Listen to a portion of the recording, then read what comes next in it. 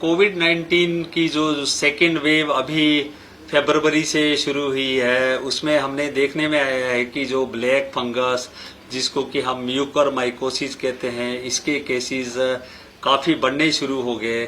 वैसे तो जो म्यूकरमाइकोसिस और ब्लैक फंगस के केसेस कोविड से शुरू होने से भी पहले हम लोग देखते थे, पर साल में काफ़ी कम केसेस पीजीआई में आते थे। अभी इसके केसेस इतने बढ़ गए हैं कि अभी हमारे पास पीजीआई में 35 केसेस है, जिसमें से 24 केसेस हमारे कोविड पॉजिटिव है और 11 केसेस कोविड नेगेटिव है। और इसको हमें मैनेज करना एक काफ़ी बड़ा काम है।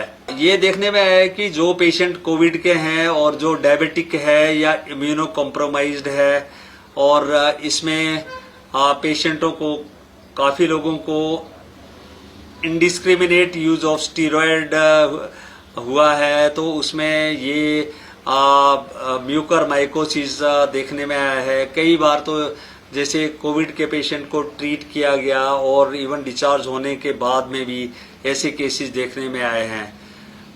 ये जो पेशेंट होते हैं, इसमें क्या होता है कि एक तो नेजल ब्लॉकेड हो जाती है, नाक बंद हो जाता है, नाक से डिस्चार्ज भी आता है, और बिट की और आई की भी स्वेलिंग आती है, और कई बार दो भी दिखते हैं, डिप्लोपिया जिसको कहते हैं हम, और इसमें लॉस ऑफ विजन भी देखने में सामने आता है।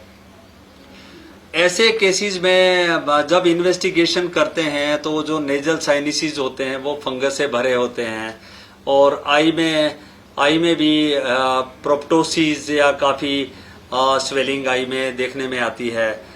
इसके लिए सिंपल टेस्ट है कि नोज से सैंपल को टेस्टिंग के लिए भेजा जाता है, जिसमें कि म्यूकरमाइकोसिस को कंफर्म किया जाता है।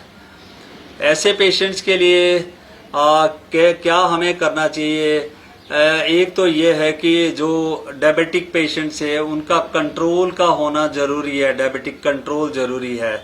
दूसरा, अगर वो हाई डोजेज ऑफ स्टीरॉयड पे है तो उनका जो स्टीरॉयड है उसको हमें रिड्यूस करना पड़ता है। तीसरा ये है कि जो सर्जिकल ट्रीटमेंट है, जो साइनसिस, आमतौर पे जो भी साइनसिस है जैसे कि इथमोइडल या मैक्सिलरी साइनस भरे होते हैं, तो उसको हमें डिब्राइड करना जरूरी होता है।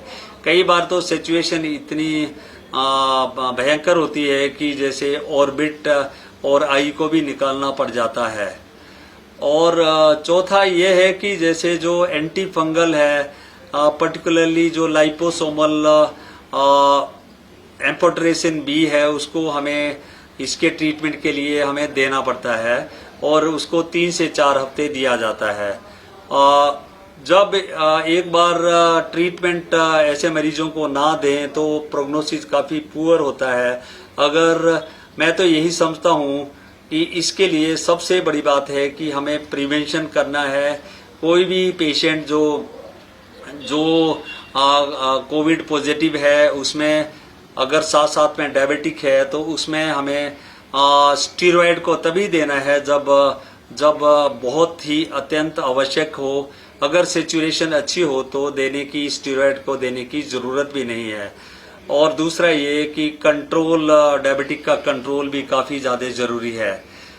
हमारे तो पीजीआई में ऐसे पेशेंट को ट्रीट करने के लिए टीम है, जिसमें कि हमारे ईएनटी स्पेशलिस्ट है, आई स्पेशलिस्ट है, जो कि ये तो सर्जिकल टीम है, और साथ साथ में मेडिकल स्पेशलिस्ट और एंडोक्राइनोलॉजिस्ट है, जो डायबिटीज़ को कंट्रोल करने के लिए ज़रूरी है, और साथ साथ में हमारे माइक्रोबायोलॉजिस्ट है जो सैंपल को कंफर्म करते हैं।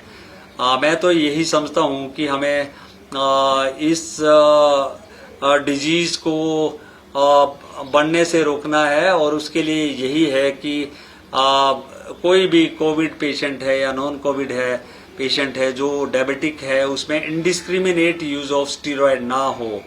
गवर्नमेंट ऑफ इंडिया ने इस बीमारी को नोटिफाइबल डिजीज घोषित किया है। कोई भी मरीज आता है तो उसको हमें नोटिफाई करना जरूरी है।